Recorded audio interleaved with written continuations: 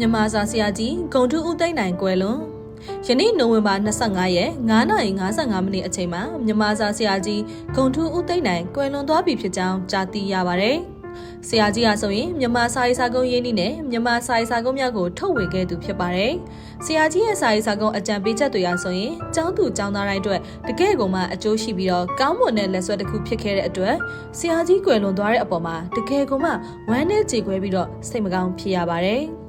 ဆရာကြီးဟာဆိုရင်1955ခုနှစ်တွင်တက္ကသိုလ်ဝန်ထမ်းကိုတနိုင်ငံလုံး၌တဦးတည်သောမြန်မာစာဂုဏ်ထူးရှင်ဖြစ်အောင်မြင်ခဲ့သူဖြစ်ပြီးတော့အလဲတန်းအထက်တန်းကျောင်းသားဘဝစာပေပြိုင်ပွဲများမှာလည်းပထမဆုပေါင်း20ကျော်ရရှိခဲ့သူဖြစ်ပါတယ်။ပရိသတ်တို့ကဆရာကြီးဦးသိန်းနိုင်ရဲ့စာရေးစာကုန်းစာအုပ်နဲ့အမှတ်တရတွေရှိခဲ့ကြမယ်လို့ထင်ပါတယ်။အခုလိုမျိုးတန်မိုးဖြတ်မရတဲ့မြန်မာစာပေပညာရှင်မြန်မာစာဆရာကြီးဂုံထူးဦးသိန်းနိုင်ကွယ်လွန်သွားတဲ့အပေါ်မှာပရိသတ်တို့နဲ့အတူမိသားစုနဲ့အတူထပ်တူဝမ်းနည်းရပါကြောင်းသဝင်လာလေးပါလိုက်ရပါတယ်။ကြည့်ရှုအားပေးခဲ့တဲ့အတွက်ကျေးဇူးအထူးပင်တင်ရှိပါတယ်ရှင်။